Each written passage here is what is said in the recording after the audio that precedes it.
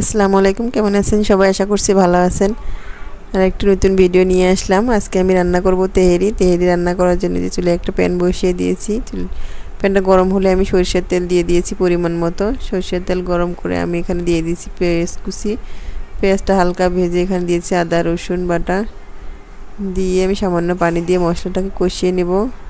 তারপর দিয়ে দিলাম মরিচের গুঁড়া সামান্য পরিমাণে হাফ চামচ, কারণ বাচ্চারা খাবে, বেশি ঝাল হলে খেতে পারবে না। তারপর আমি এখানে দিয়ে দিলাম 1 চামচ 1.5 চামচ পরিমাণ হচ্ছে লবণ। তারপর এখানে টক দই দিয়ে দিলাম, আমার বাসায় বানানো গুঁড়ো দুধ, মানে জাল করা ছিল দুধ, লেবু দিয়ে টক দই বানিয়েছিলাম। আর এখানে দিয়ে দিলাম আমি রাঁধুনি তেহারি মশলাটা, প্রায় 1 প্যাকেটের আমি বেশি অর্ধেক দিয়ে দিয়েছি। আর এখানে আছে হাফ কেজি পরিমাণ গরুর মাংস দিয়ে আমি এটা ভালোভাবে কষিয়ে নেব। তেহারি রান্না করা একদমই সহজ। মাংসটা আমার একটু কষিয়ে ঢাকনা দিয়ে ঢেকে দেব। ঢাকনাটা খুলে আমি এখানে লিকুইড দিয়ে দিলাম, জাল করা ছিল 1 চামচ দিয়ে দিলাম, বড় চামচ দিয়ে আবার আমি ভালোভাবে কষিয়ে নেব মাংসটা। ঢাকনা দিয়ে এভাবে আমি সিদ্ধ করে নেব মাংসটা।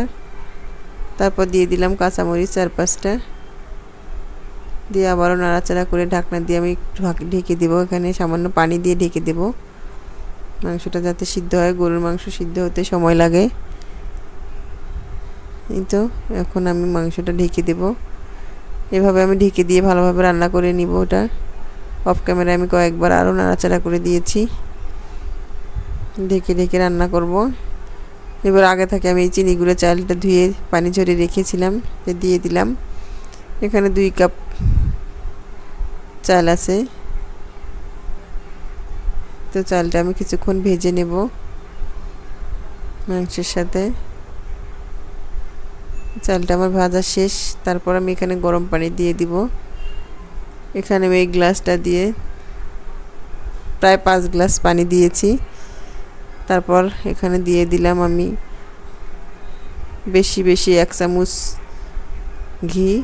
তারপর কয়েকটা কাঁচামরিচ দিয়ে দিয়েছি আবারও দিয়ে। এবার এখানে আমি এটা একটু নাড়া দিয়ে ঢেকে দিব ঢাকনা দিয়ে।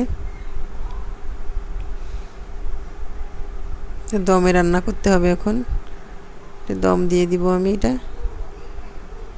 এই তো আবার একটু উলটপালট করে দিচ্ছি যাতে ভালোভাবে এগুলো তলপর হয় আর কি ভালোভাবে সিদ্ধ হয় সবগুলো চাউল।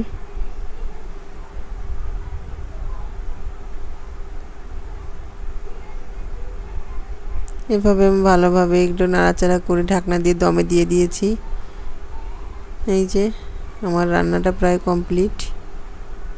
এখন আমি চুলাটা বন্ধ করে দিলাম, দিয়ে কিছুক্ষণ দমে রাখার পর এর মাঝখানে আমি সামান্য কেওড়া জল দিয়ে দিয়েছিলাম, এটা হয়তো বা স্কিপ হয়ে গেছে। এই যে পরিবেশন করে দেখাচ্ছি মজাদার তেহারি।